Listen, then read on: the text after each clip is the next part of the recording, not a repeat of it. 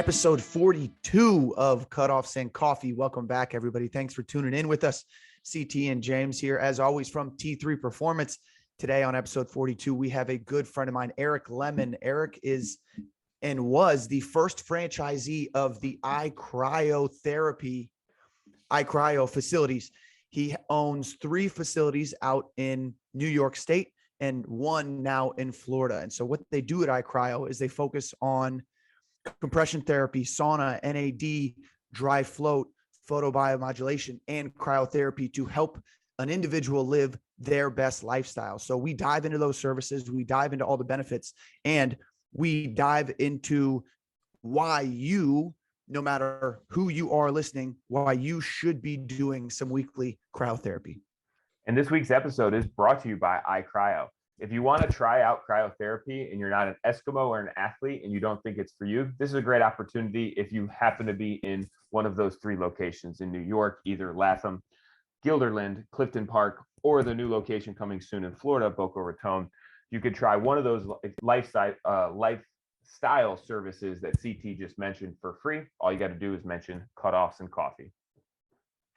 That is worth me driving to New York to go to either Latham, Clifton Park, or Guilderland to take one of those free services. I may take you up on that. And again, I would mention Cutoffs and Coffee. If you like what we're doing here on Cutoffs and Coffee, go ahead and give us a like, subscribe to our YouTube or Spotify or our Apple, share it, and also follow us on social media. Let us know who you want to hear on the podcast, so we will try our best to get them on. So without further ado, episode 42, enjoy a great conversation with a great friend of mine, Aric Lemon.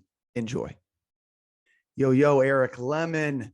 What's up, man? Welcome to the podcast. Glad to have you here today. Yeah, I appreciate it, man. Good seeing you. It's been a minute. Too bad it's not in person, but hey, I'll take it. Yeah, this will have to be good enough.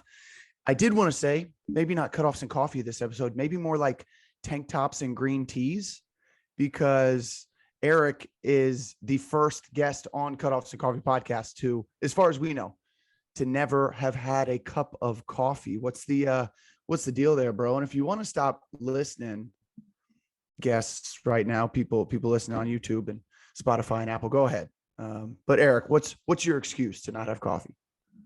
Well, I mean, you've known me for quite some time now. I have natural energy. It's just never been something. I mean, I've had sips of coffee. I can't say I've never tried it, but I watched my mother be like really dependent on it growing up, and it was just never something that I felt like I needed a dependency on or really needed. And I've just never ordered or had a full cup of coffee. To be honest with you, I don't even think I've had a cup of tea. I'm a water drinker, man. Water and Jameson, you know. So I'm not mad at that. Jameson, it's not water. I'm not drinking it.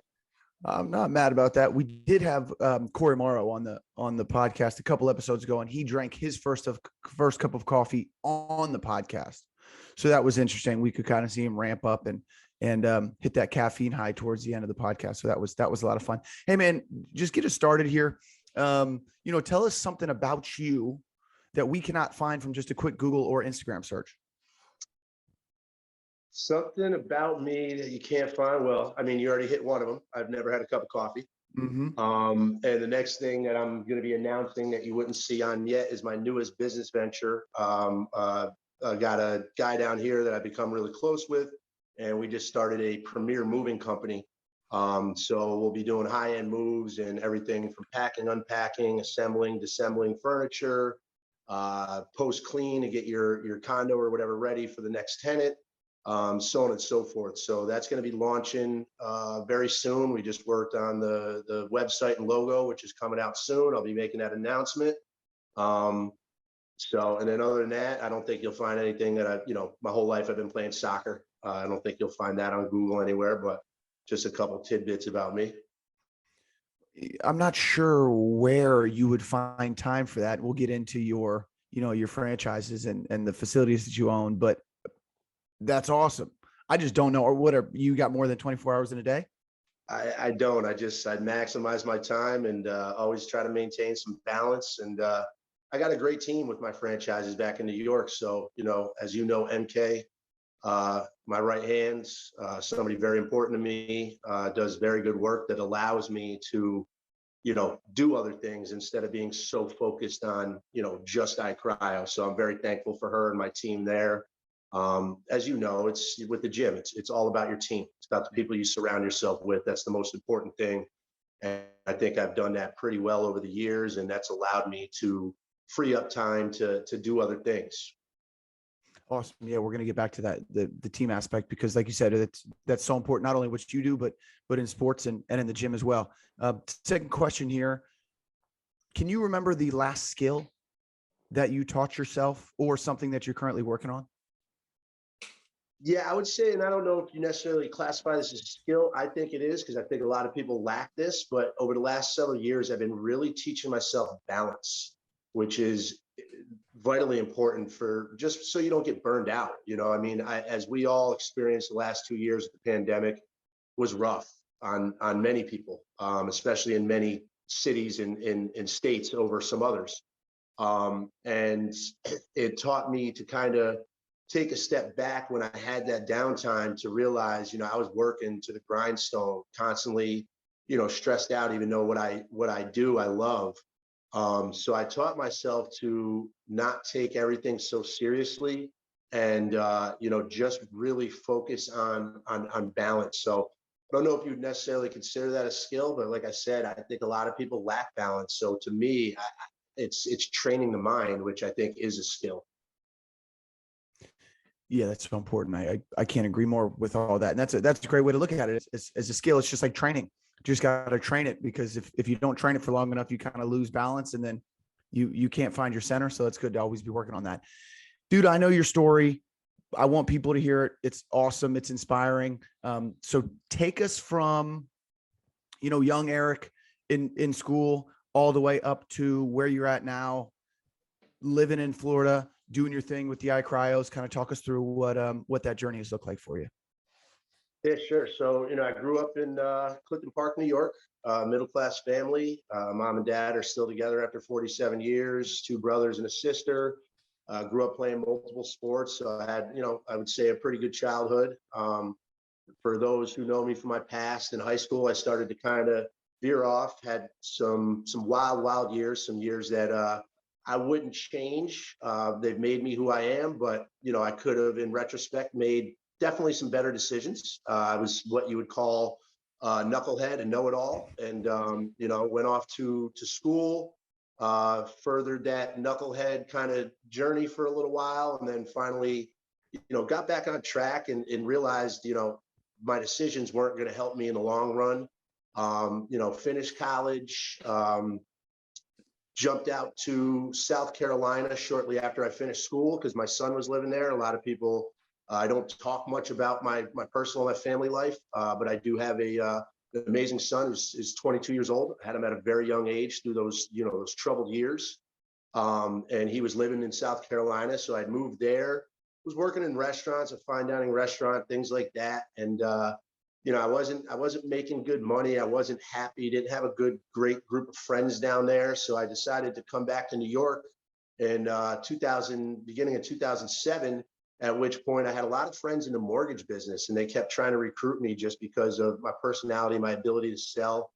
And I got into the mortgage business, and basically a year later, as we all know, the mortgage business kind of crashed. But I was able to stick through it. I was in the mortgage business for 12 years. It grew a great network. It taught me a lot about, because I was 100% commission based. It taught me a lot about, work ethic and having to create and put food on the table. It wasn't given to me. I didn't show up to a 9-to-5 and have a salary. So I think that was a big learning process in much of who I am today, which drove me into what I do now. And I remember to this day, I mean, I had been feeling like I was lost and I wasn't happy for quite some time. But I remember I woke up one day and I looked myself in the mirror and I'm like, what am I doing? I'm like, I don't want to go to work today. I despise this business. There's no loyalty. And I think, CT, that's one thing I pride myself on is, I don't always make the right decisions. I might not always say the right thing, but loyalty is very important to me. And those that I care about, I'm extremely loyal to. And I just felt like the business was very cutthroat and just not to my personality. So I said to myself, I said, look, I'm not the type of person that is going to sit there and complain and be miserable every day. I'm going to do what I can to change it. You know what I mean? I would rather sacrifice money, which I was initially, to have some happiness and not be miserable. So I started talking with my good friend Kyle, who started the franchise that I'm representing here, and CT is representing iCryo. At that point, you know, he was just a licensee company, which means basically you take the trademark, you take the logo, they'll give you some insight, but basically you can do whatever you want with the brand. And people started diluting his vision. So we started talking, him and his father were looking at the franchise model. They started doing all the paperwork, and most people don't know this, but the Latham location where we met when you were at the Albany Empire is the very first iCryo franchise. And now we have over, I think, 260 sold in like 22 states. So I kind of slow played that as the process was going. I still was working for the mortgage company, but they started to notice I was doing less and less. So we parted ways in February of 2018. I opened my first location in March of 2018. My second location in April of 2019. My third location was supposed to open April of 2020, but obviously the pandemic, we didn't open until June of 2020.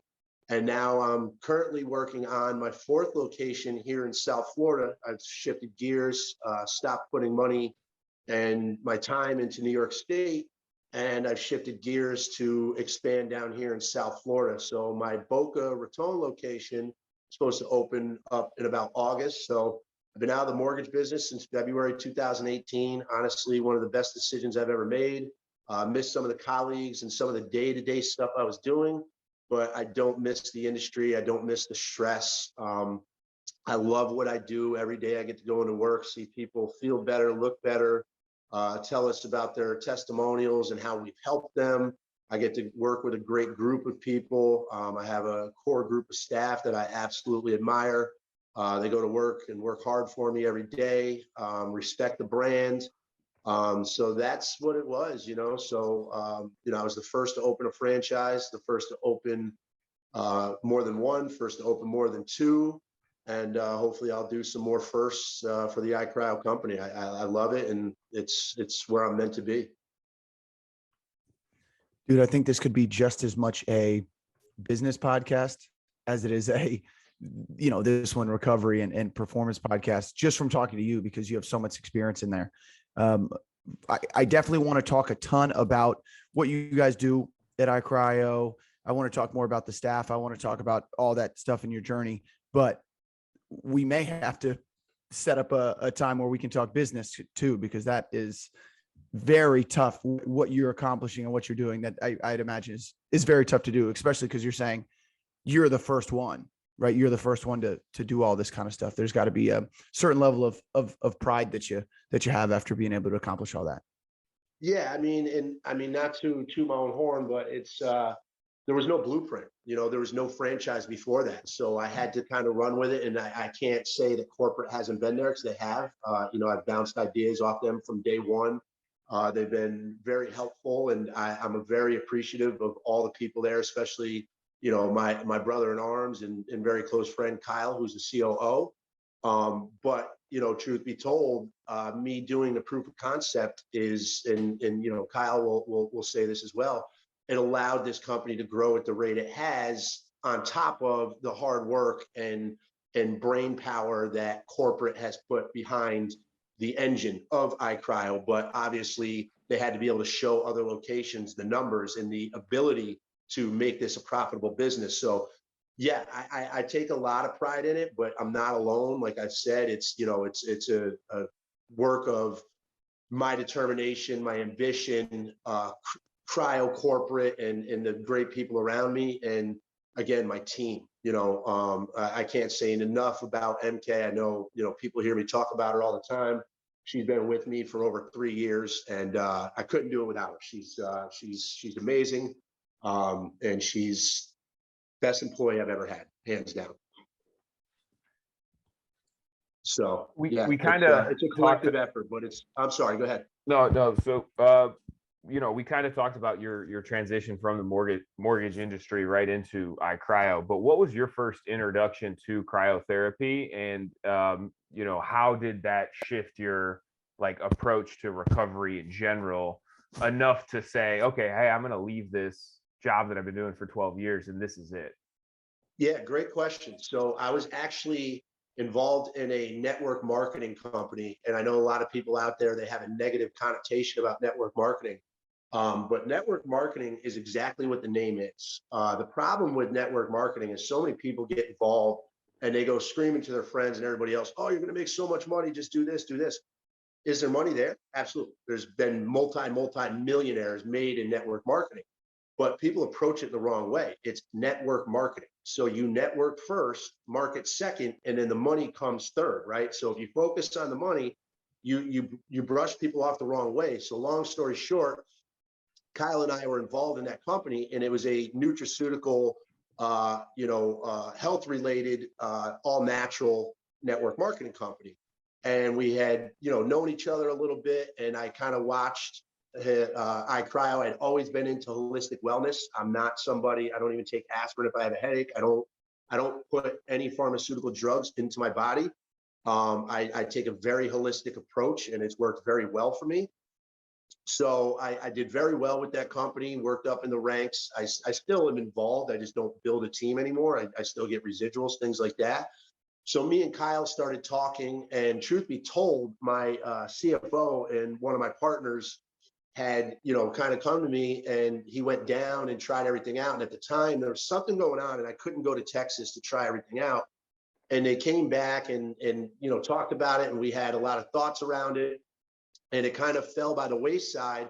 And then, like I said back earlier, I just woke up that one day and I'm like, I'm miserable. I got to change it. So I started putting my foot on the pedal and started really pushing, getting this thing open, started talking to investors and, going back and forth with Kyle. And like I said, at that time, they weren't even a franchise. They were working through the model. So when I signed the paperwork, New York State wasn't even approved as a franchise. So we were kind of still working through that. And I just, I basically realized that this is where I want to be, that it was a very big risk because it is, cold therapy. And at that time, we only had a few services. Since then, we've grown our service base around the cryotherapy. But I was opening in the Northeast, very cold state. So I had no idea how it was going to be perceived. There was nothing like it around within a three-hour radius. But I said, no matter what, even and at the point when I signed on, I hadn't even gone down and even ever tried cryotherapy. I'd just done all the research about it. And I said, listen, I don't love the cold. I love the benefits. It's a very tolerable cold. It's not as bad as most people think. But I said to myself, even if I don't love it, there are going to be people that this helps, and it will. So I said, you know what?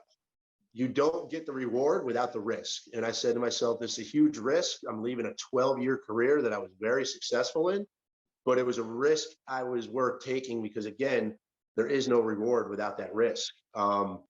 So I started to really, talk with Kyle, push the pedal, get my partnership base together, talk to investors, found a great investor that's been with me for all my locations. He's based out of Texas, become a very good friend.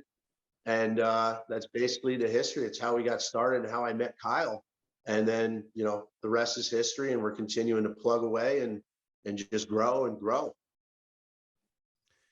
For our listeners who've made it this far but aren't super familiar with what iCryo is, because we don't have any franchises out here in the Cleveland area where we're at, can you describe to us, or how do you explain to people what actually iCryo is? I think there's not one actually too far from you now.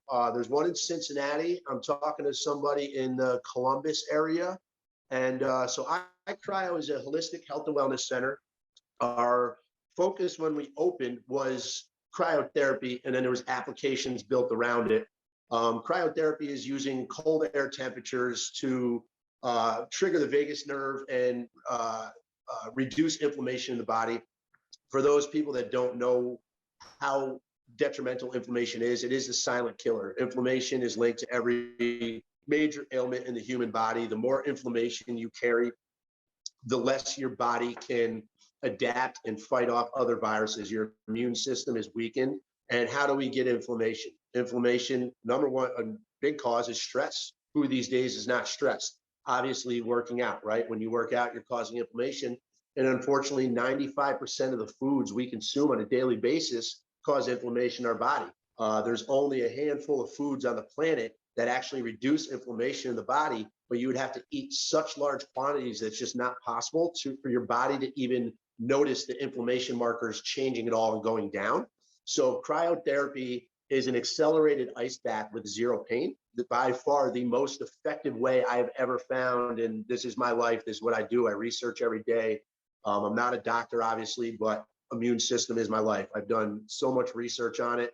I think I can talk with most doctors because unfortunately, our medical system, I feel, is really broke, and it's not the doctor's fault. I think they're trained. I think when they go to school, their teaching is completely backwards from what it should be. And that's why I take more of a holistic approach and don't really see traditional doctors. Not to knock them, again, I don't want anybody on here that's listening to think I'm knocking a doctor, because what you go through, the schooling, the level of intelligence, everything, it's just, I think the schools have kind of taught them the wrong practice of medicine, so to speak. I think preventative care is way more effective than sick care. So I'm sorry, I lost my train of thought. Go back. I'm sorry, CT. What was the original question? We were just talking about what actually iCryo is, and then you were diving into kind of the science about inflammation.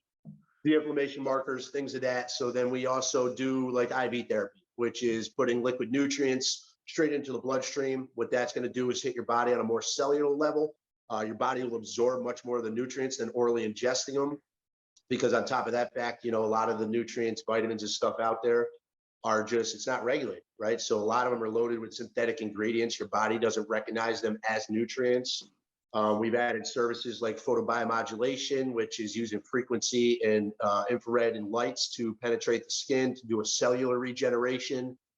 We do things like compression therapy, which is for blood flow, circulation, reduce muscle soreness.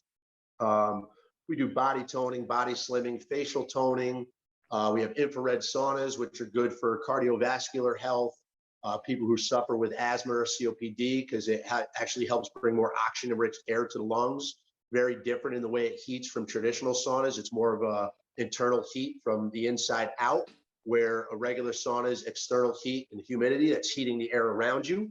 And I'm trying to think. And then we also added a new service recently, which is a dry float bed for anybody who knows what a float tank is, using the Epsom salt beds. It's the same exact thing for sensory deprivation, except it's a dry version. So you go in with sweatpants, you just take everything out of your pockets. There's no downtime. You don't have to shower before, shower after. So again, we're a whole full scope, holistic health and wellness center that started with the main service being whole body cryotherapy. There are a couple of rabbit holes there that you and I have gone down, Aric, over, a couple of drinks on the patio out there in Albany that we won't totally dive into. But, you talk about the doctors and talk about inflammation and all the foods that we eat that inflame us. And people really, most people don't understand how much of a negative effect inflammation has on the body. And if you get anything from this, it would maybe just being aware of how inflamed that we walk around. I talk to my girlfriend about it all the time, but after you eat a big, heavy carb meal, you'll have trouble breathing through your nose. And we just think it's a normal thing, but it is inflammation. And I always make a little mental note of it. Like, okay, I can't do that anymore. I can't eat that much. And I think that's something that, as long as people become aware of it, I know we can do a lot more things to help us out. So tell us real quick, you touched on it a little bit. People might think, okay, I don't want to do cryotherapy because I don't like jumping in ice baths. Can you kind of talk us through the difference between the two of those? Yeah, and I think you can kind of contest to this because you've done both, right? As an athlete, You've done ice bath, you've done whole body. So when you take an ice bath, as you know, the first 3 to 5 minutes is excruciating pain until you get numb. Some people they're sick in the head, they get in and it doesn't affect them. But 95% of the population, they take an ice bath, they're gonna yelp for the first few minutes till they're numb. Plus, ice water and cold winter air, like you're familiar with in Cleveland, I'm familiar with in New York, is wet cold, right? It pierces the skin, makes you feel cold to your core. Where whole body cryo is using dry air, which bounces off the skin, so it doesn't penetrate the skin, so you never feel cold to your core. So it's it's cold, don't get me wrong, but it's not excruciating, it's not numbing like an ice bath. It's far more enjoyable. Most ice baths are 15 to 20 minutes. Full body cryotherapy is a max of 3 minutes. Okay. And it's just, again, it's an accelerated ice bath with zero pain and the most effective form of, cold therapy that I've found, because cryotherapy is Greek for cold. Cryo is Greek for cold. So even an ice bath technically is considered cryotherapy. We just call it an ice bath. Any application of cold is a form of cryotherapy. This, again, is just the most effective way to hit the full body, because also in an ice bath, you can't submerge your head, right? So now you know, and you've tried both of our chambers. We used to have the one where your head was out. So that doesn't trigger your vagus nerve, which is the largest of your 12 cranial nerves, which gives you a parasympathetic or sympathetic response in the body once that's triggered. So the whole body cryotherapy, now that we have the chamber that your full body is in, head included, it actually triggers that vagus nerve. So it's a different experience.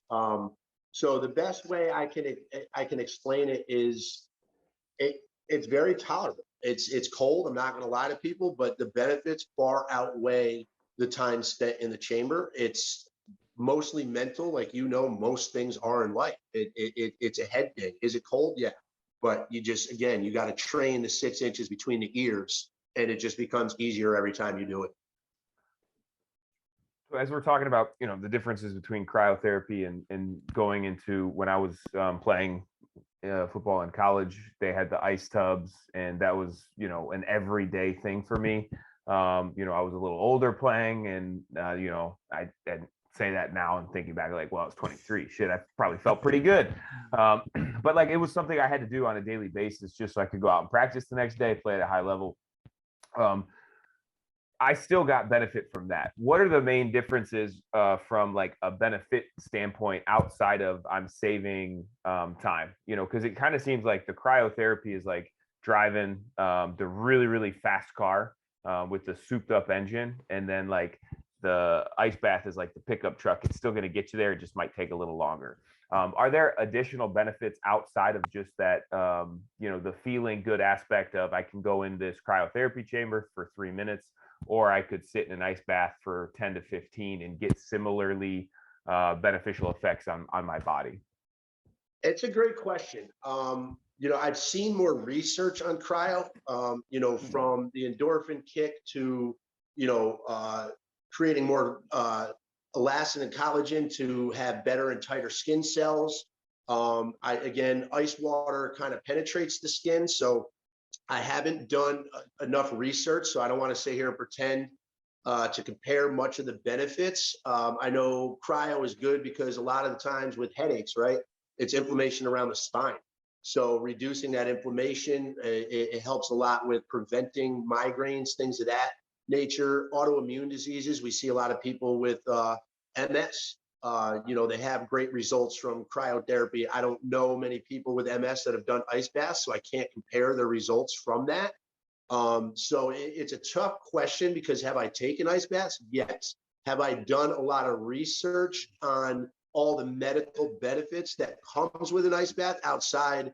When you talk to or hear from like a Tony Robbins, or you see Mark Wahlberg or some of these people doing it, they'll go much more in depth with the benefits from cryo, where when you take an ice bath, it's really the only things you ever hear from people taking an ice bath is being able to get back on the field a little bit quicker, right? Taking care of that pain and the inflammation. Now, to what level, there are studies out there that show that cryotherapy is actually more effective on reducing inflammation quicker. Now, why that is, I can't really state, because again, I haven't done a ton of research just because it's not in my wheelhouse, and I don't recommend, and I wouldn't take another ice bath myself. So I try not to focus much of my time and energy on that. So I apologize for not probably having a better answer for you on that, other than it's just a quicker, more effective, less painful way to go about it. And I think in this day and age, everybody's instant gratification, right? People are on the go constantly. So having quick modalities that provide a quick benefit, I think is the number one selling point of why, you know, outside of obviously the medical benefits, why whole body cryotherapy is better than an ice bath. Yeah, and I think from my individual experience too, from a guy who's done a ton of both, is the cryotherapy is repeatable, right? If you're able to stack 1 or 2 or 3 or 4 sessions in a row, you're able to get insane benefits, and it just even past the recovery. We're talking sleep, we're talking mood, we're talking skin. When we were able to do it 3, 4, 5 times in a row, I felt leaner. You know, there were things that I would get benefits from the cryotherapy because I was able to repeat it. I think the big thing with ice baths is, if I'm going to take an ice bath here at home, right, I've got to go down the street to Speedway. I got to get 20 pounds worth of ice. I got to fill up a trash can. I got to jump into it. It takes a lot more time. And asking somebody like, you know, my mother to do that would be tough to do, but asking her to go sit in a cryo chamber for 3 minutes would be much easier. So I think, you know, for the 99% of us who are working through and trying to figure out how to reduce inflammation, I would suggest all of those people try cryotherapy. There's going to be that 1%, right? The people, the Wim Hofs, the Brian Peters, who we've had on the podcast, some of these guys who just love the experience of going in the cold water. And that's awesome for them. But I think not being able, most of us, you know, regular humans, not being able to repeat it is a big problem with the ice bath as compared to the cryotherapy. If Aric, that makes sense to you. No, those are all great points. And basically many of the benefits of the cryotherapy is the increased metabolism, those things that you just alluded to, that I don't know confidently whether those same effects happen from doing an ice bath. It's been years and years since I've done an ice bath. You know, so yeah, no, those are all great points. And you know, the one that you said, you have to go down and get ice, you have to do all that. So there's a whole process to it, where with cryotherapy, you can literally walk into a center and go in a dressing room, change, get in a cryo chamber, change, and you could literally be back in your car in 5 to 6 minutes. You know, so it's just, it fits into a lot more people's lifestyles today, right? And then that again, that factor of no pain, I think is huge. I've heard you make the analogy too, that there's in one of your facilities, there's a Starbucks next to it. You said you'll see people sit in the Starbucks waiting line to get a coffee for longer than it takes for somebody to go in, freeze, get out, and get on their way, which I think is just a fascinating connection to make. And spend just as much, if not more, on a cup of coffee than they could, you know, reduce all that inflammation in their body, where that coffee is adding inflammation. How about that? Let's switch to saunas. I know James is a big sauna fan. He actually has one in his house. When I was living with him, we would sauna very often. And so when I came to New York and we met, I was pretty comfortable with the sauna. It's another thing that some of these guys like Joe Rogan, Andrew Huberman are making super popular again. People, you know, actually getting the heat exposure, getting the sauna. You had mentioned your saunas are a little different than the hot saunas, right? So what are some of the benefits that people can get from pretty consistent sauna exposure, especially the type of sauna that you guys provide? Yeah, so the infrared sauna it's using far, near, and medium infrared waves. And what it's doing is it's actually heating your body from the core out. So it's sending vibrations down to your adipose tissue. And what that's going to do is it's going to help you secrete toxins like heavy metals from your inner lining, which you will not get with a traditional sauna. You'll secrete 7 times more toxins in an infrared sauna than you will your traditional sauna, which is why pretty much all med spas and a lot of gyms are now going to the infrared sauna. Not to knock a regular sauna, but you've been in them, right? It's external heat and humidity, kind of like our summers, and it's heating the air around you. So you sweat, you detox to a certain level, but not to a level that most people think.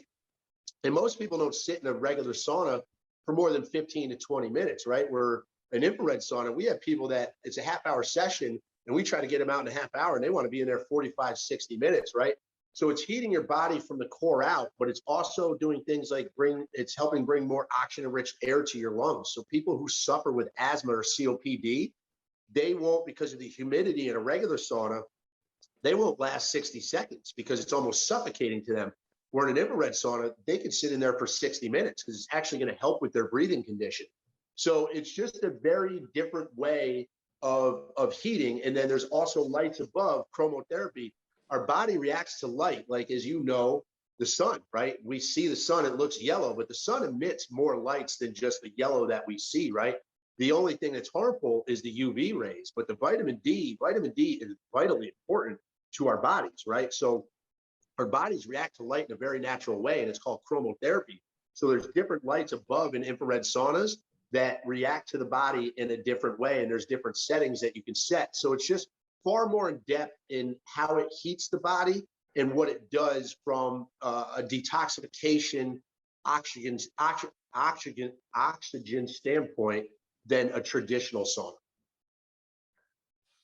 Now, with with my infrared sauna, I've had it, I would say, like 4 years now, and it's definitely one of the best impulse buys that I've done, and I use it weekly.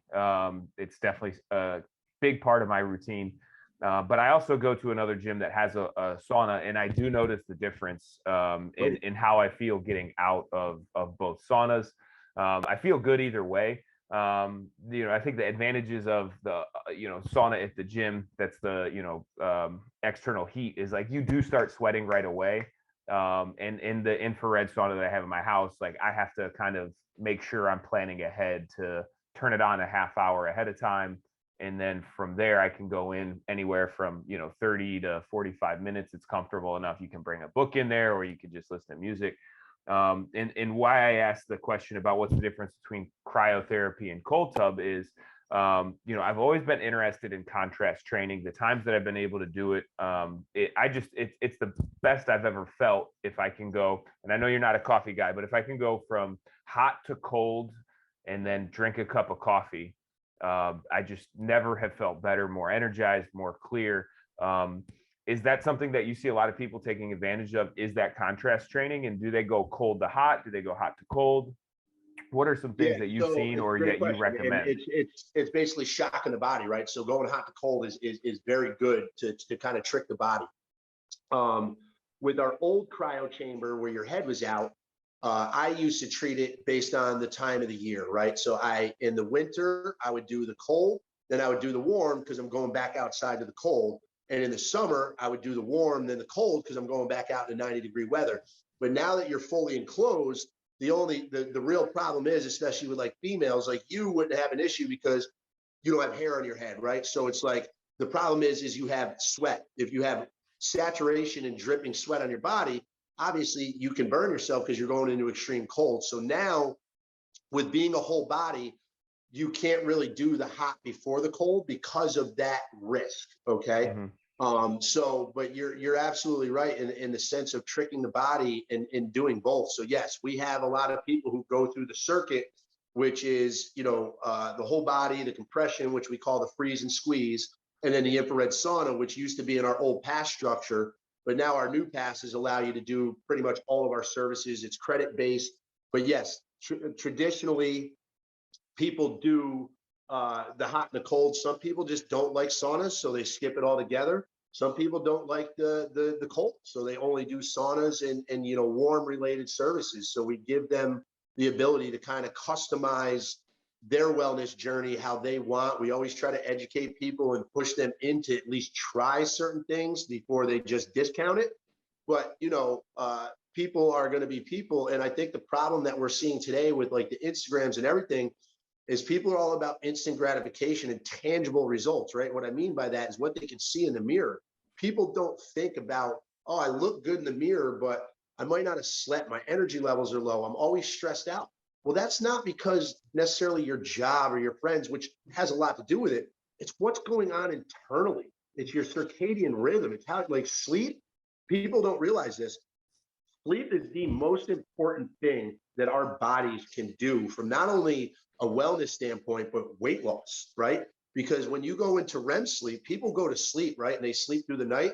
But if you wake up tired the next morning, you did not get into REM sleep. You did not get a solid night's sleep. And I mean, the stats are probably even higher since the pandemic. But before the pandemic, I had seen stats all over the place where it's about 75% of Americans don't get a proper night's sleep. And that's vitally important to overall wealth. It changes your appetite. It changes your mood. It changes your energy levels. So sleep is crucial. And a lot of our services put the body into this restorative state that allows them to then, at the end of the night, get some of the stress receptors reduced out of the way so you can get into that deep REM sleep, which again is extremely important. But, you know, people, again, they're more focused on what they look like in a mirror and not what's going on internally in their body. And they figure if they look good in a bathing suit, they look good in that dress or those jeans, that they're healthy.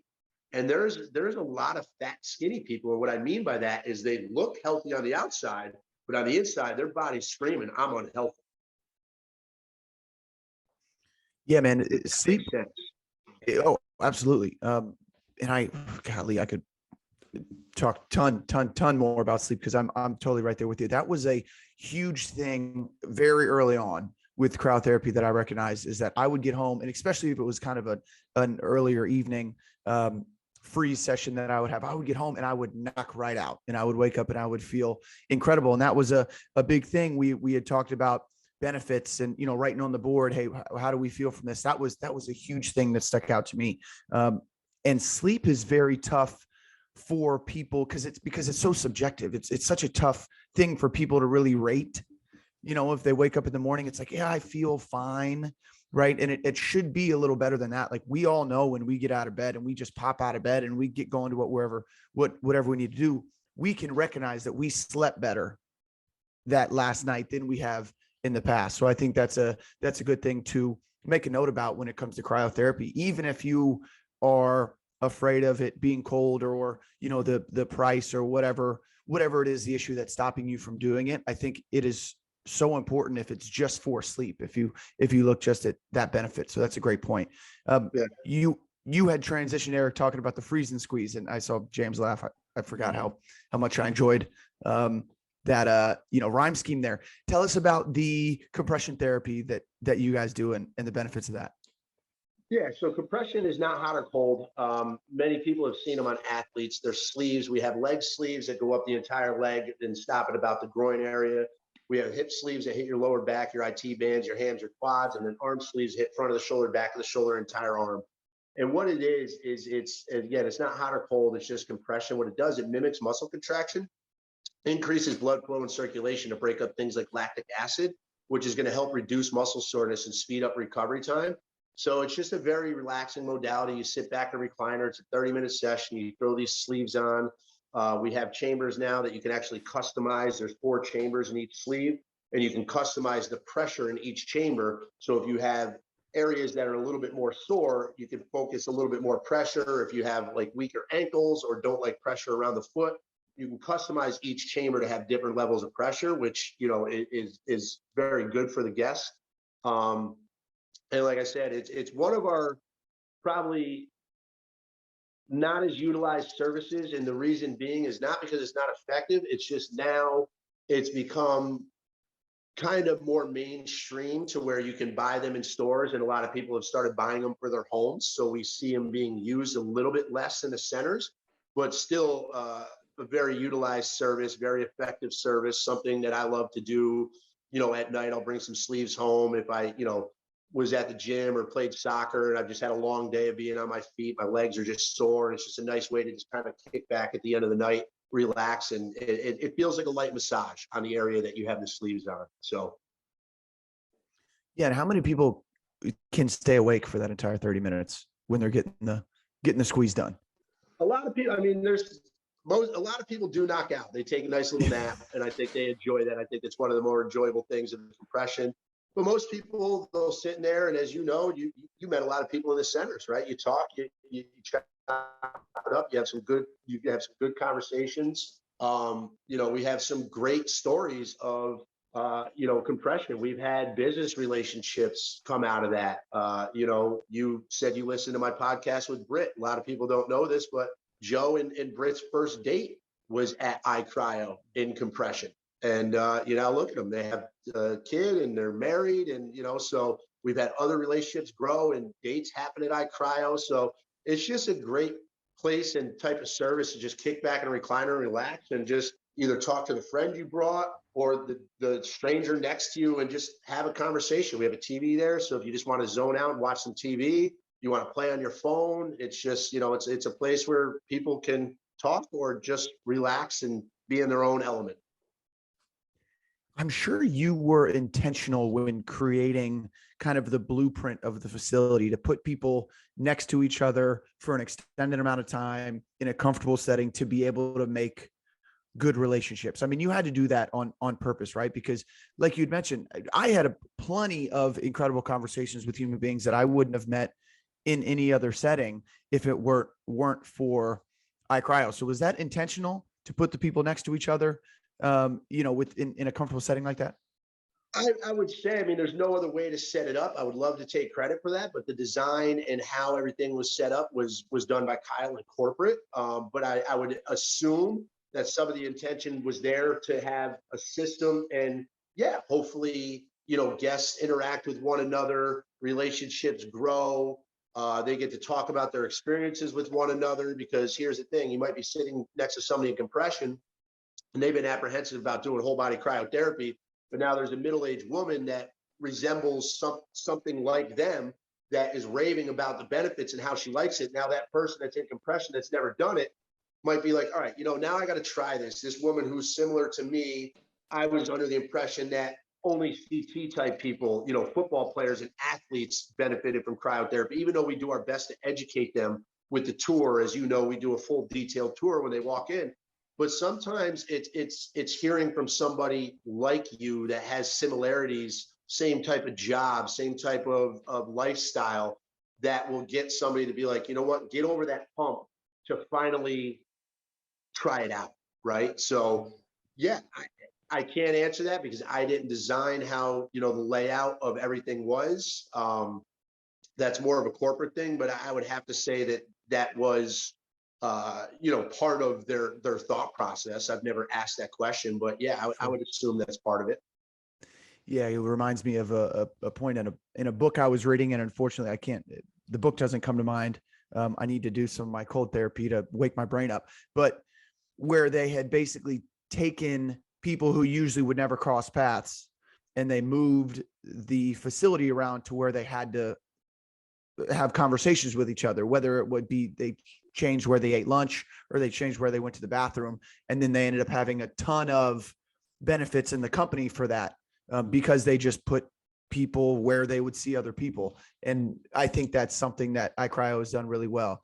And something that we try to do in our, when you come into our facility, we've got couches that are facing each other and chairs that are next to each other. So we're kind of hoping for the same thing, because good conversation comes from that a lot. Let's talk PBM, something that I'm super passionate about now. I grabbed I've got my kind of to-go red light therapy unit here. I've got my one hanging on the door, and I love it. I know you guys just added it. What you have is something I've never seen before, where it's basically an entire, what looks like tanning bed, right? Where people lay in and get red light therapy from. Can you talk us through that a little bit? Yeah, so it's the Theralite 360. It's the most advanced PBM bed on the market right now, as they have multiple settings that they've done many clinical tests on. To each setting has different benefits, like there's a stress and mood enhancer, there's one for sleep, there's one for pain, there's one for deep tissue, there's one for anti-aging. They have different frequencies and different levels that the lights go down to. And what PBM is doing is, think of your body like a cell phone, right? A computer. You use it all day, the battery gets low, your systems, everything starts to run slower, and then your phone dies, right? You need to charge it, right? Give it more life. Same thing with our bodies. Our cells, as we go through the day, they start to get tired. They start not to fire on all cylinders. So PBM is basically recharging your cells just like a charger recharges a battery. And what it's doing is, the main purpose is reducing oxidative stress in your body. And oxidative stress with inflammation Oxidative stress is actually why we age. Oxidative stress is linked to everything from Alzheimer's, diabetes, cancer, everything else, every major ailment in the body. So it's increasing cellular metabolism while reducing oxidative stress in the body, which is vitally important. It's a 12-minute session. It's very relaxing. It's warm, but you're not necessarily going to sweat unless you go in, you know, there's been 10 sessions ran in front of you and the bed's warmer. You might sweat a little bit in a couple areas, but that's essentially what it's doing is it's regenerating all the cells in your body. So you're healthier every time you get out than when you got into PBM. It's the most clinically studied service, I would say, we have now in our centers. And it is hands down my favorite service that we now offer. I do it every day. I try to do whole body every day as well. But if I have to choose between the two of them now, because of a time crunch or whatever, I choose the PBM. It will reduce inflammation, not to the level that whole body cryo does, but what it's doing from an anti-aging and cellular regeneration, cellular recharge standpoint, I think it's just a little bit more effective for the overall body and well-being than whole body cryo. You know, what's super interesting about red light therapy too is depending on the time of day you do it, it benefits your cells to basically receive what you're trying to get out of it. So if it's in the morning, it will help wake you up. If it's at night, it will help you fall asleep, which is so interesting again. And there's a ton of research that kind of talks about that stuff. And as far as the anti-aging and anti-inflammatory benefits too, I mean, it's just incredible. So it's like, why would you go anywhere else than iCryo to get all of these things all at the same time? And I want to talk here eventually about what kind of the perfect iCryo cryotherapy cocktail looks like to you, but I still want to touch on a couple of the other things that you have in your facilities. So IVs and vitamin IVs, and then also you have the NAD IVs. Yeah. Can you talk about those a little bit? And then I think we may have hit on most of what we have besides kind of the spot treatment stuff. Yeah, and the spot treatment we can go over, but that's pretty basic stuff. So yeah, IV therapy is administered by nurses. We actually just went to a full medical model. So we have some exciting things coming out. We're actually, we have 10 swabs in testing right now. We're going to be launching our own DNA testing, which is going to be focusing more on inflammation, oxidative stress, and the things that our services benefit.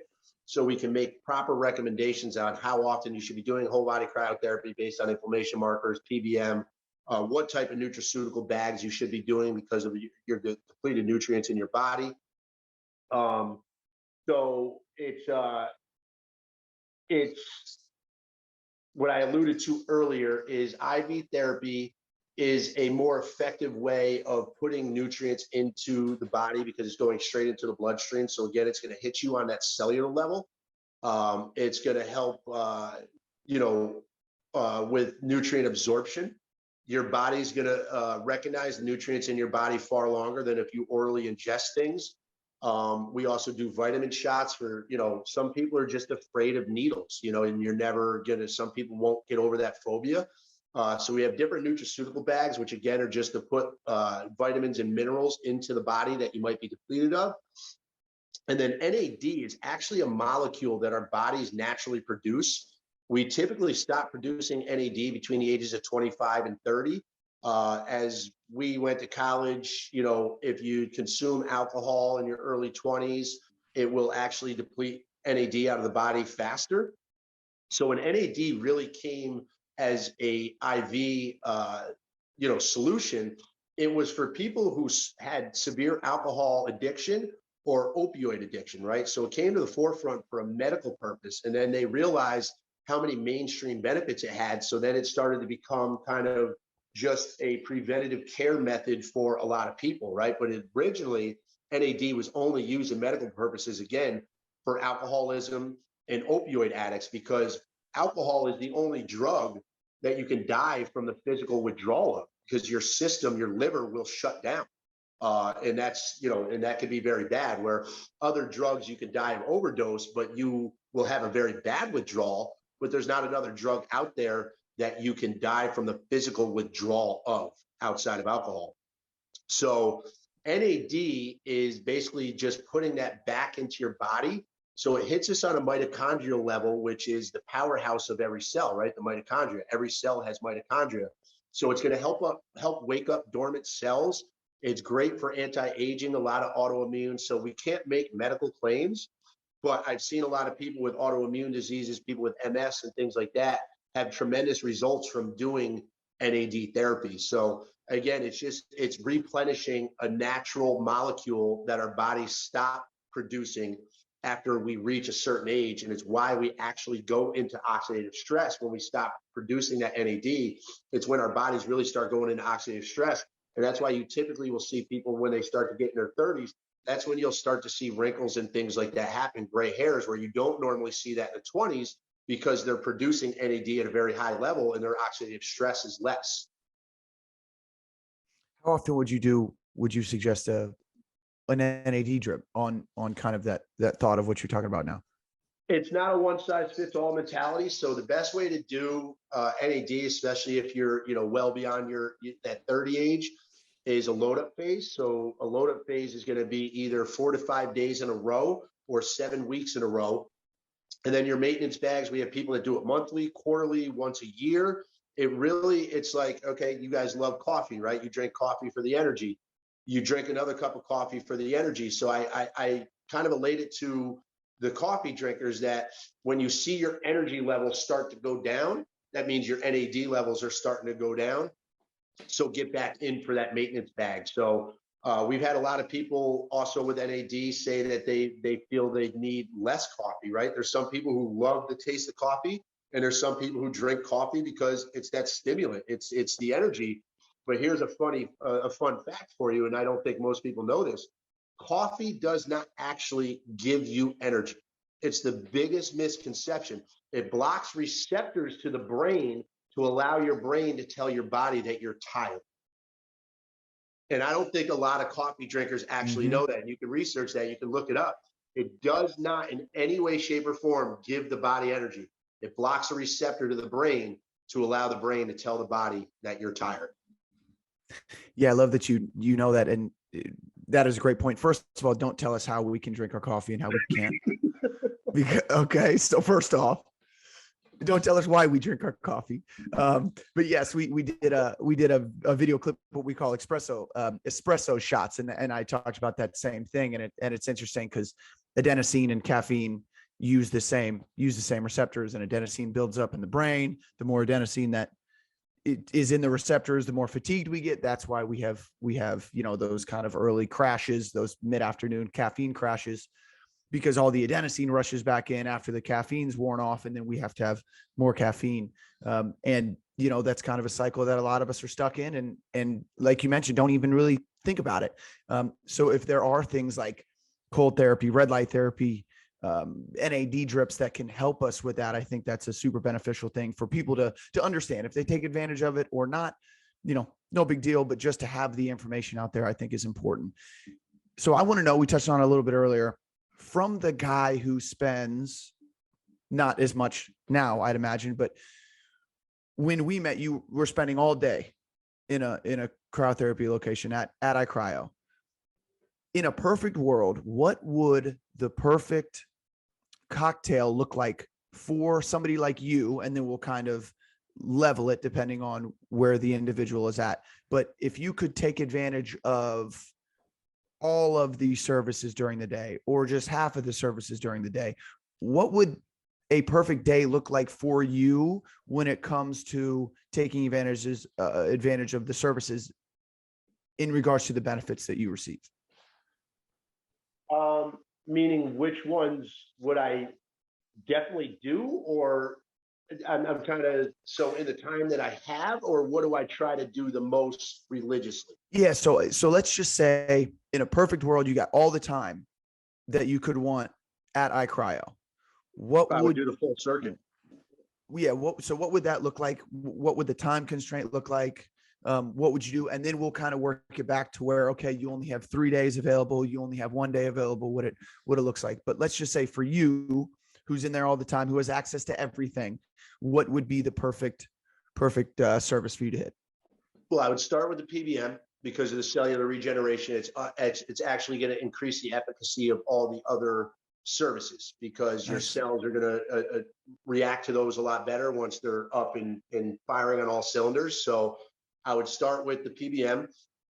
I would follow up with some whole body cryotherapy, and then probably go into either compression or infrared sauna. Because again, I think all of them have extreme benefits, and they work in conjunction with one another.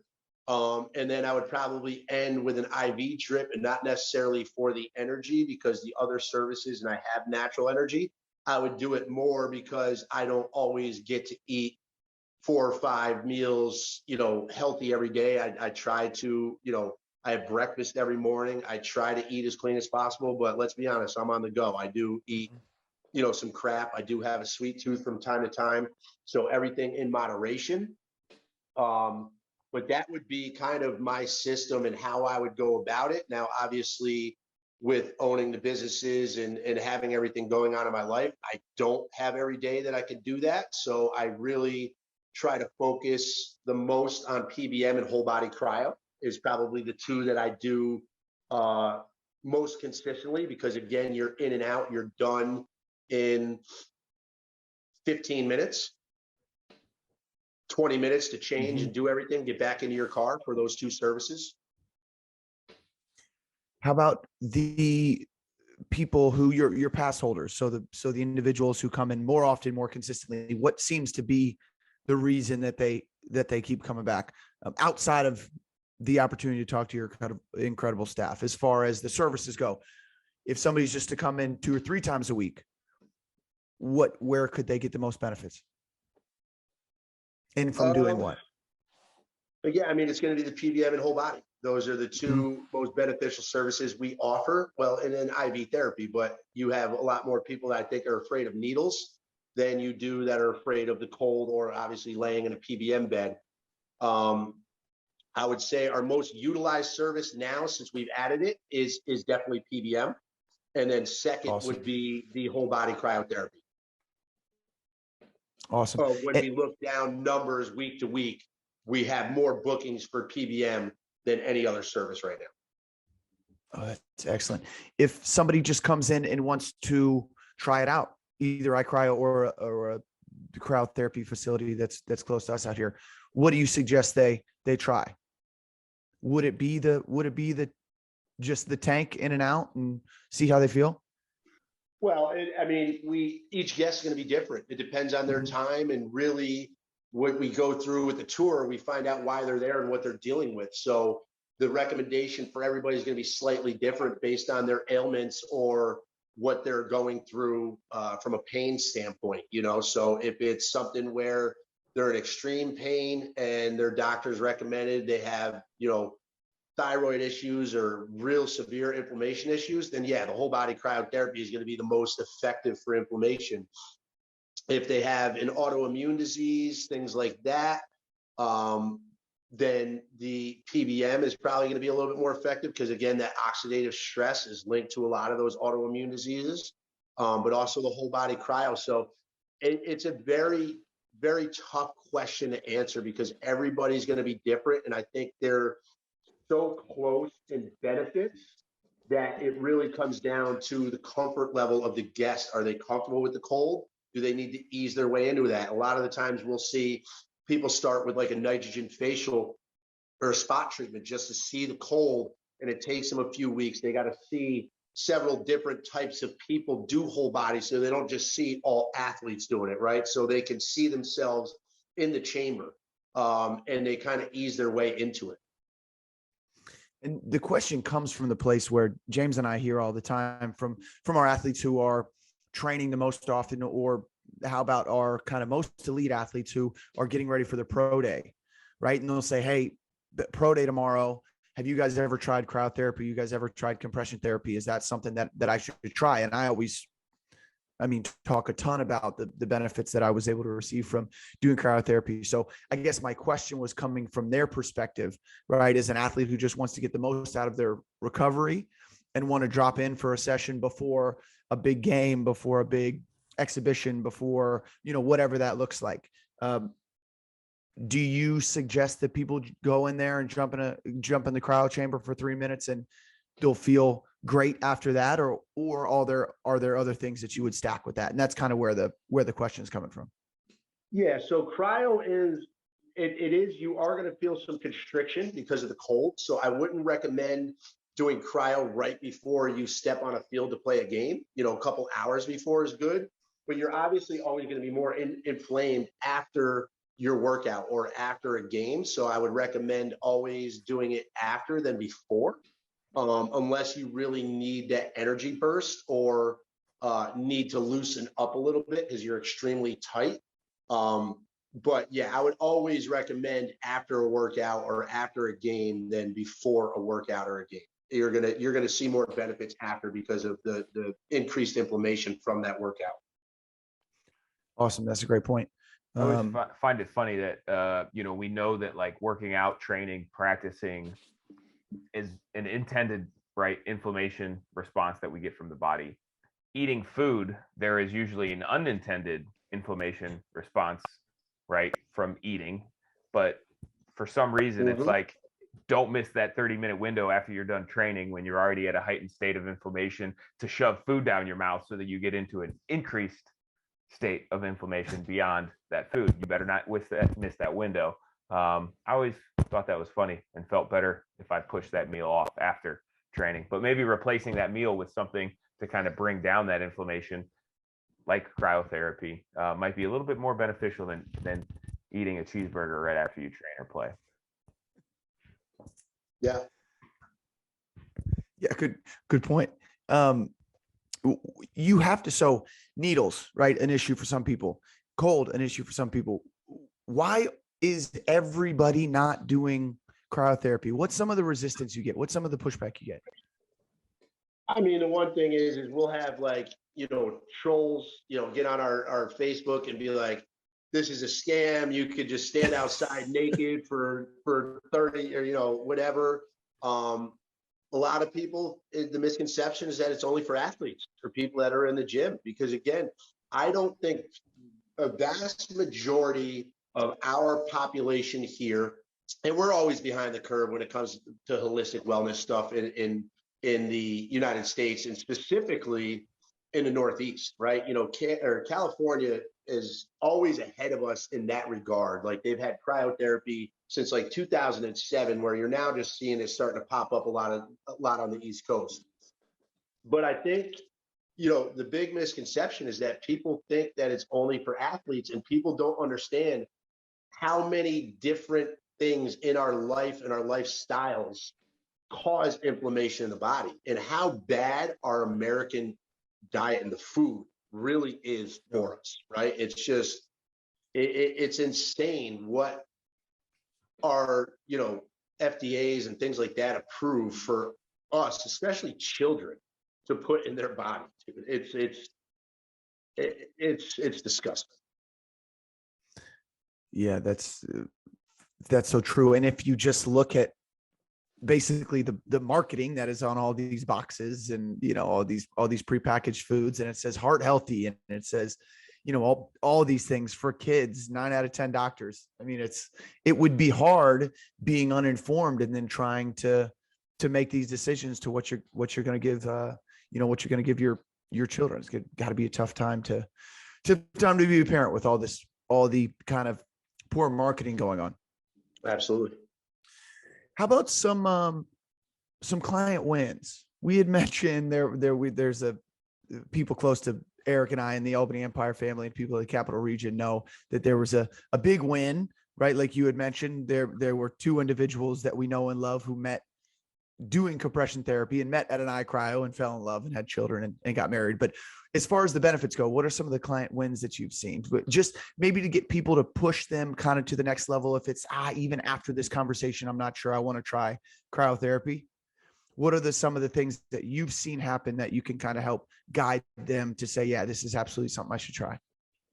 2 stories that really stick out to me is we have this wonderful woman, Lily, who comes in every Monday, Wednesday, and Friday. I would say she's in her late 60s, early 70s. Loves to talk with us. Every time I'm in there, we get great conversations. Absolute sweetheart. And I noticed it when obviously the pandemic happened, we shut down. And, you know, I didn't notice it as much as other people because obviously I had a key, and I could have somebody come over. So I could go in my center anytime and do cryo whenever I wanted.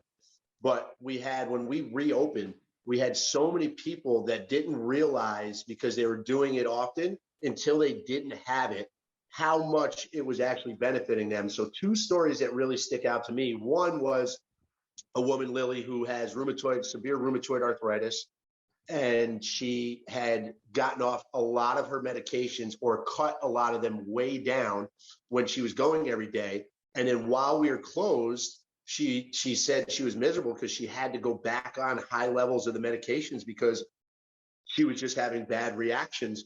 And she was I remember to this day, like when we reopened, how thankful and happy she was that she was able to come back, because it helped manage and really, because she's another person, like she doesn't want to take pharmaceutical drugs. And I don't know what she goes through because I've never had rheumatoid arthritis, and you can never know what somebody's condition is, because one person's rheumatoid arthritis might be manageable. Somebody might wake up in excruciating pain every day, right? So everybody's going to be different. But I just remember giving her a hug and saying hello after I hadn't seen her for 2 months, and her just telling us how happy she was to be back, and what cryo meant to her and what she had to do in those 2 months that she didn't have access to that.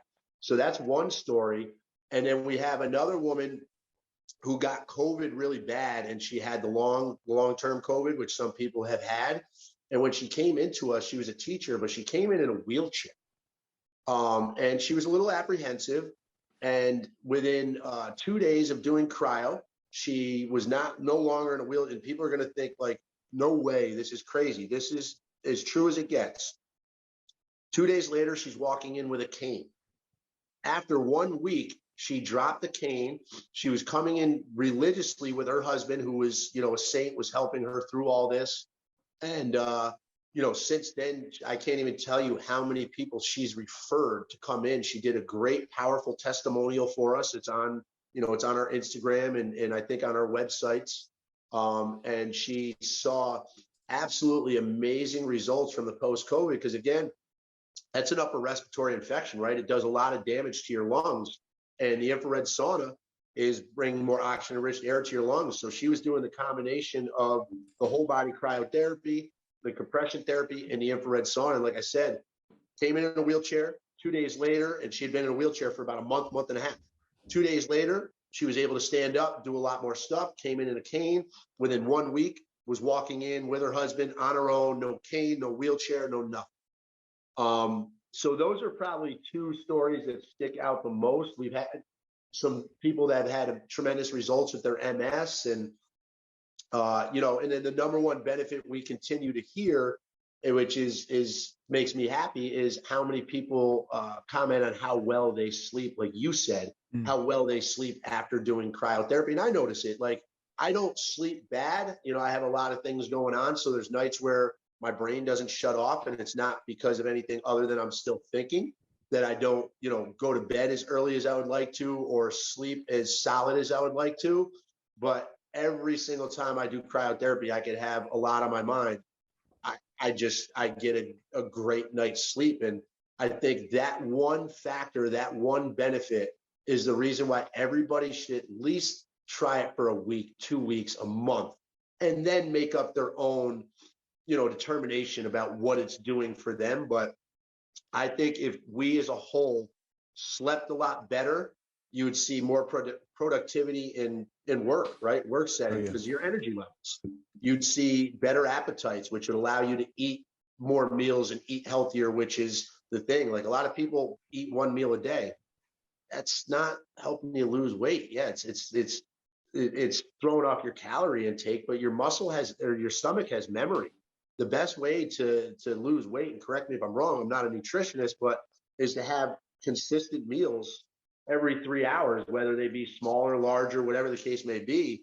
And I know you were a big fan of fasting. You were doing, and are you still doing the fasting? You still fast a lot? Yeah, still doing it. The only point I would make, to that is the people who are eating 1 meal unintentionally are having very poor return on investment. But the people who do it intentionally, designed around a fast, and then like you had mentioned, calories are similar in that one meal than it would be during the day. There are benefits, but yes, Yeah. I mean, And as I long as think you're eating intentionally, I think is the big, people is the lie big about point. that That's a better too, way to though, put it, yeah. because I mean, they'll say like, "Oh, I'm only eating one meal a day. How am I gaining weight?" But like, you might be snacking throughout the day. You might be having 2 Pepsis and a Mountain Dew. Like, That's true. there's Yeah. a difference between like intentionally eating one meal Yeah. a day that you've probably cooked yourself. You cooked it with some love and care, and you planned on doing that. And throughout the day, you've probably had some electrolytes and had some hydration. Right. And like that is the intention that CT is talking about, and that's when you get some of the hormonal benefits of doing some of the fasting. And again, I'm not a nutritionist, but it's been a part of my routine and practice that, pretty much as long as I've known CT, we've been consistently incorporating that throughout our weeks. Yeah. But at the same time, if you're doing it intentionally where you're spacing out your meals 3 hours a day, that is your intention, you're probably not eating shit food at that point either. Right. Exactly. So I think it matters more like what you intend to do and then you follow through with your intentions than it does whether you enjoy fasting or whether you enjoy spacing out your meals appropriately.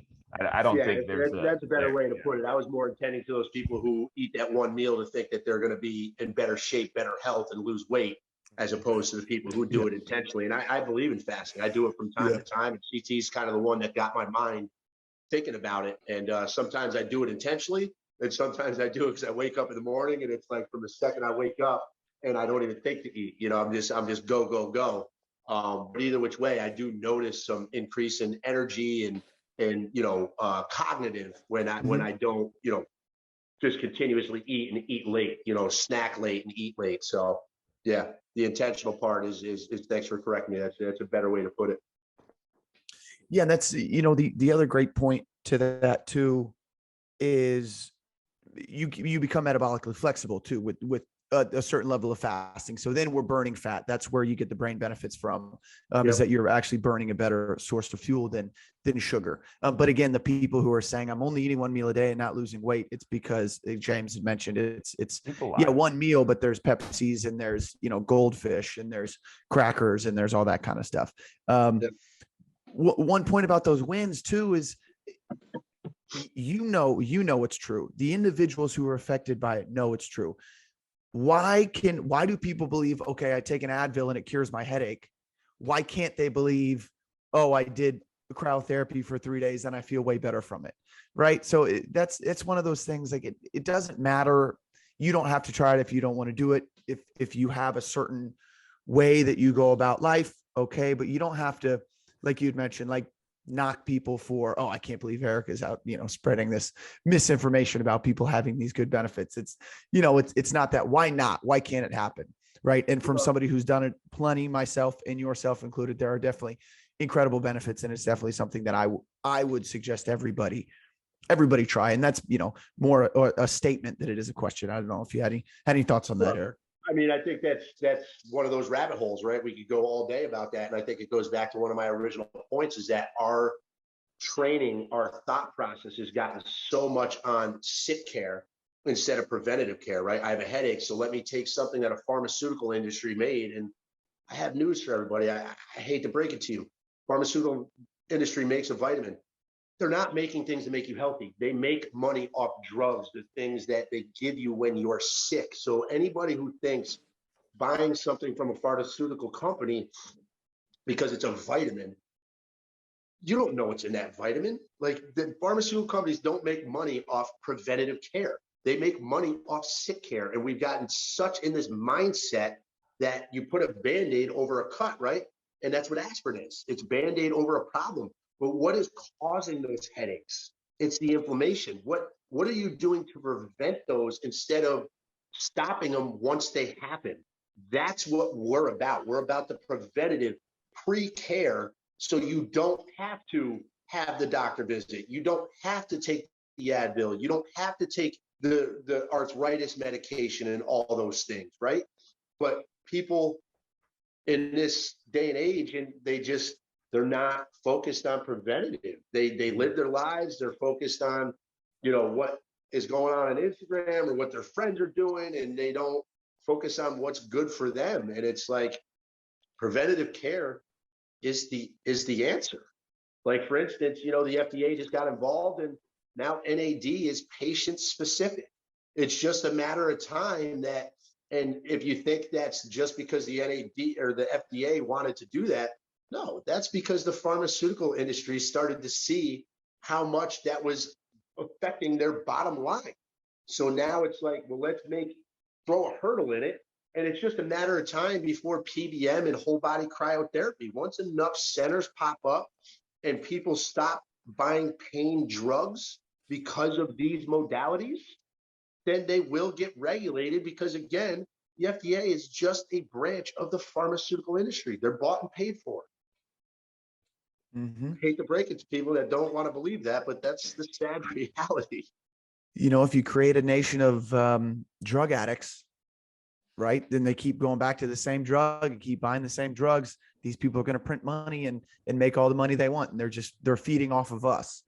And a point to PBM and the red light therapy is now if I have a headache, I take this like 6 inches from my head and I'll just blast my brain with some red light therapy for 10 minutes. No more headache. And you made the point to that, just, you know, reducing the inflammation, powering the mitochondria, powering the cells up, that fixes it just fine. And I feel way better doing that than I do taking medicine that then has to be filtered through my liver. And it takes some time for it to be able to react. And then it then gets me addicted to that feeling of, oh, I feel way better after doing this, so I'm going to go back to it. I mean, there are just so many things, right? We're just trying to kind of get out of that constant feedback loop, that negative feedback loop. Plus the nutrient depletion. Every medication you put in your body, including aspirin, depletes nutrients from your body. That's why when somebody goes to a doctor and gets on one medication, as soon as you know it, 2 years later, they're going from one medication to 15 medications. It's because they're prescribing this medication, you're taking so much of it, it's depleting a vital nutrient. Now your body's trying to react, being like, hey, I'm used to having this nutrient. Now I don't have this nutrient. So then all of a sudden you go back and you have another ailment, you have something else, and you go on another medication and another medication and another medication. I have news for you. Medicine does not help. It hurts. Preventative care helps.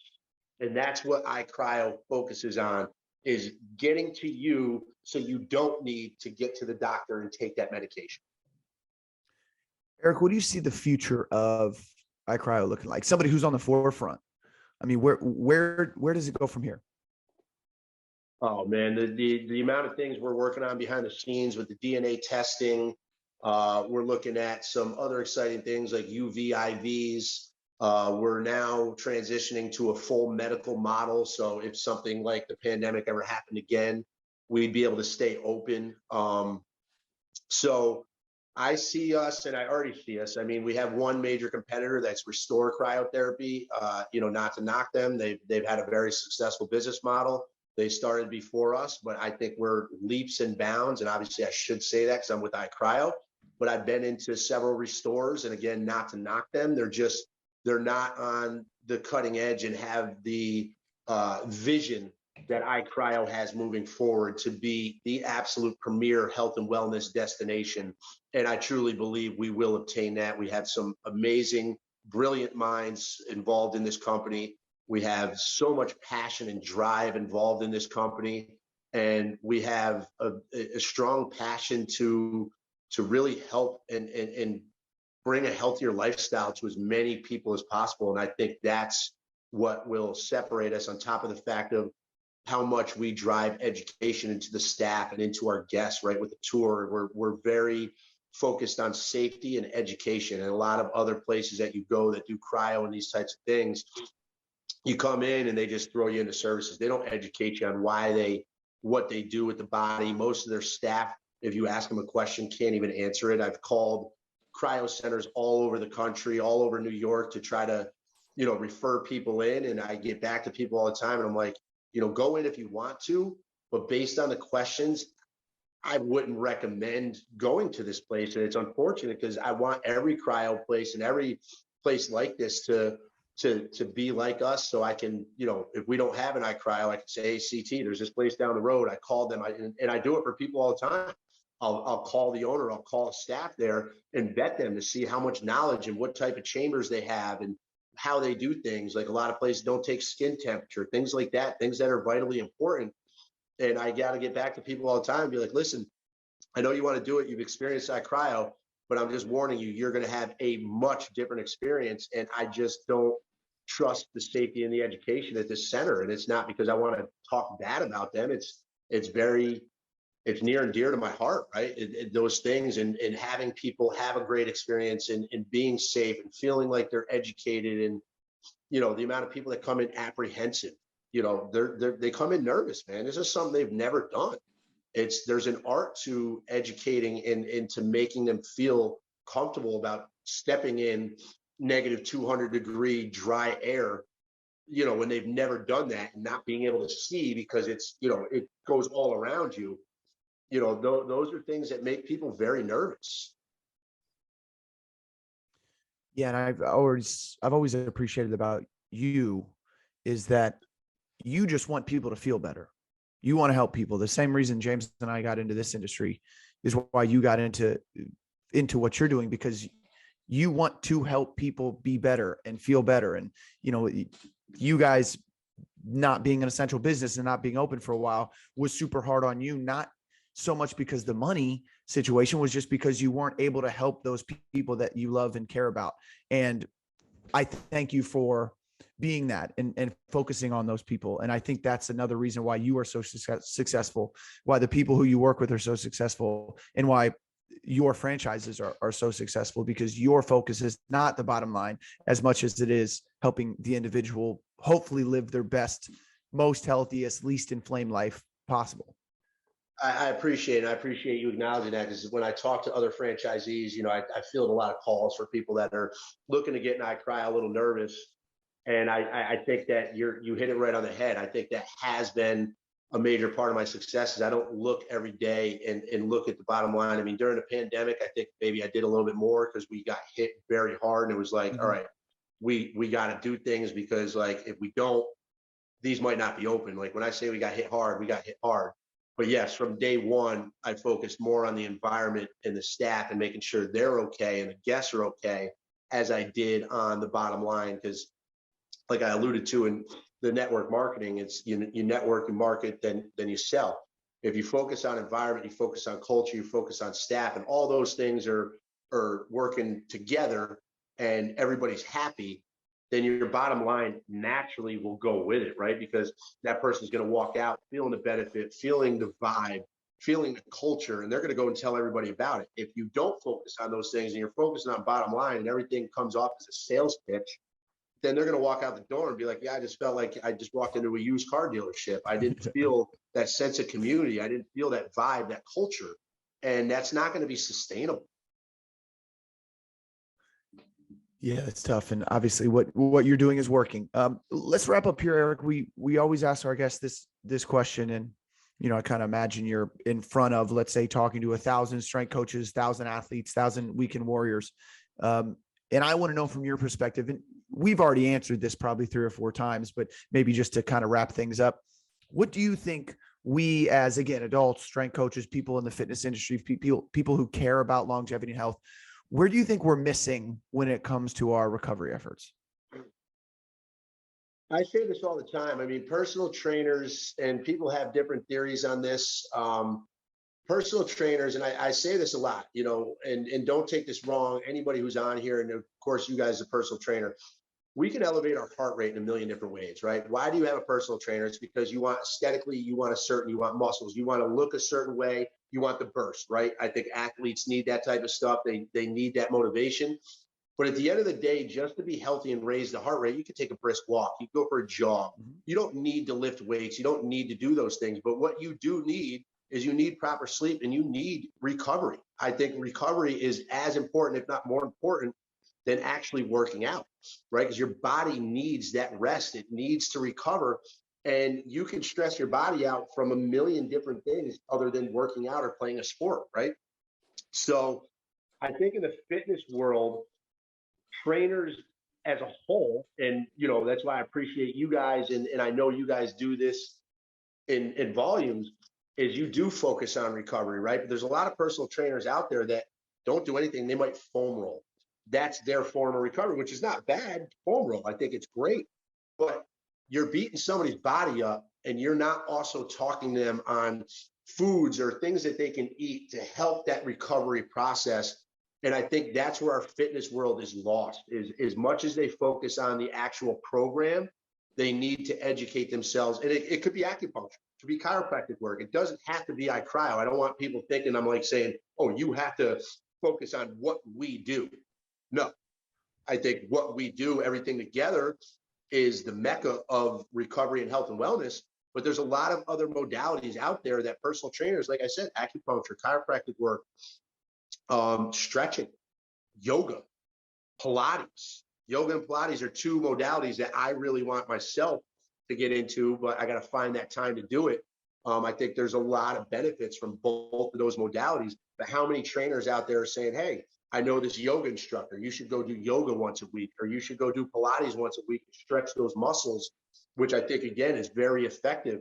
Or you should go do whole body cryotherapy because you just worked out and, you know, your diet, we went over your nutrition, your diet's not the greatest. So go focus on that inflammation. So I think from the fitness world, I would like to see more focus on the recovery side of things and not just the program and posting that video. Look at my client doing the same thing, the squats, you know, it's just, it's getting played out. I'm sorry. It's, you know, I think a lot of people today go to gyms, not for the right reasons. It's to put on that cute outfit. It's to take that selfie in the mirror. It's for attention. It's not the right reasons. And I just hope that we can get to a point where we're focused on doing things for the right reasons and we're focused on recovery. I think recovery is extremely important. I appreciate you saying no offense, but we started this podcast to talk about things exactly like this because James and I have these conversations, I mean, multiple times a day on the floor about recovery and different training modalities and food and eating and not eating and all these things. But we were only having these conversations between the two of us. So we wanted to get people who were, you know, able to spread word and spread knowledge and then have this platform to be able to give everybody who doesn't see us on a daily basis the opportunity to hear these things. And those are all things that we touch on and that we talk about and that we could not agree more about. Is exactly that you're saying. James actually got out of a former job as a personal trainer because, you know, part of it was he wasn't able to have the same effect that he is in the place that he is now. And so we appreciate you bringing that up. And again, no offense taken here. But Aric, we appreciate your time. We appreciate your conversation. If people want to find more about you or they want to find an iCryo, and see if it's close to them, where can they go to kind of find that stuff out? Yeah, just go to iCryo.com, hit the locations button. Like I said, they are popping up all over. There is one close to Cleveland. There's one in Cincinnati. I'm talking to somebody for the Columbus. I think you'll start to see a lot more pop up because those ones out in Ohio are doing very well. Awesome. We're in 22 states now. We have several opening by the end of this year, but you can just go to iCryo.com, hit the locations. That'll show you all future locations that are about to open and all current locations that are already open. And, you know, you can reach out to me anytime. If there's any interest in the company, I can educate you and get you started and, you know, go from there. But it's a great business to be a part of. I love what I do every single day. I wake up with purpose and I love seeing, you know, people feel and look better in a holistic way. Yeah, man. Awesome. Awesome stuff. You hit it on the head, man. We always ask our listeners to do three things as we wrap up. One is practice gratitude, continue to practice gratitude every single day. Two is tell the people that you love them. And three, to live your life stimulated. Thank you everybody for listening to episode 42, Cutoffs and Coffee with Aric Lemon. We'll catch you on the next one. Aric, thanks again, man. Appreciate you. Thanks, brother. Nice talking with you. Have a great day.